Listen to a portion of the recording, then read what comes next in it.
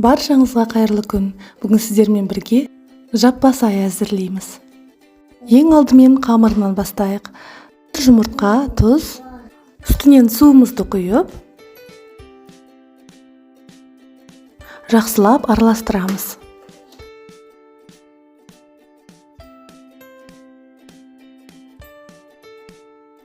Үстінен ұнын қосып, илейміз.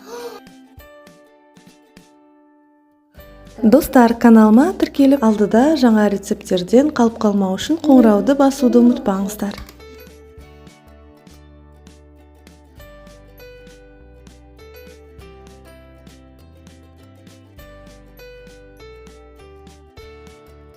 Илеп болған қамырымызды қалдырып, 20 минутқа демалдырып қоямыз.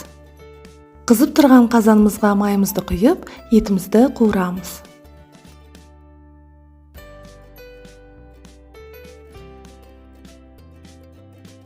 Етіміз қызарған соң, үстінен пиязымызды қосамыз.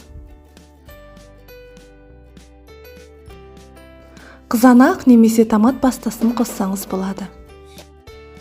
Сарымсақты майдалап турап қосамыз. Үстінен су құйып қайнатамыз. Нанымыз тынып болған соң, жақсылап жайып аламыз. Етіміз піскен соң, картоп қосамыз. Дәміне қарай тұз қосамыз. Бұрышымызды қосып, қалауыңызша асқабақ та қоссаңыз болады.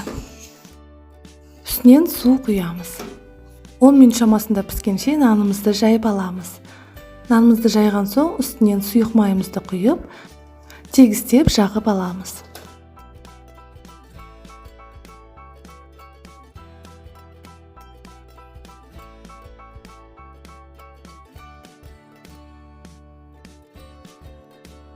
Енді пышақтың көмегімен 4 бұрышты қылып кесіп аламыз.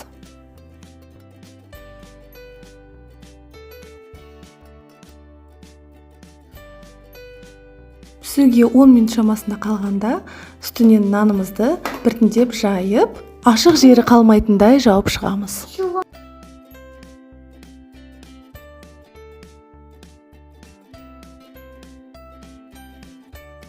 Бәрін жауып шықтық, енді 10-15 минут шамасында пісіріп аламыз.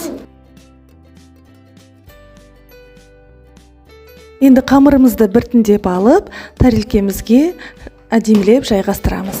Қамырымыз жабыспай, керемет болып шығады.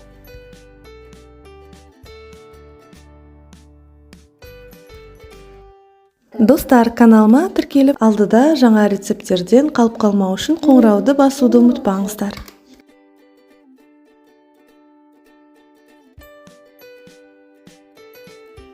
Осымен біздің жаппа сайымыз дайын болды. Ас болсын, жасап көріңіздер. Сіздерге ұнады деген сенімдемін.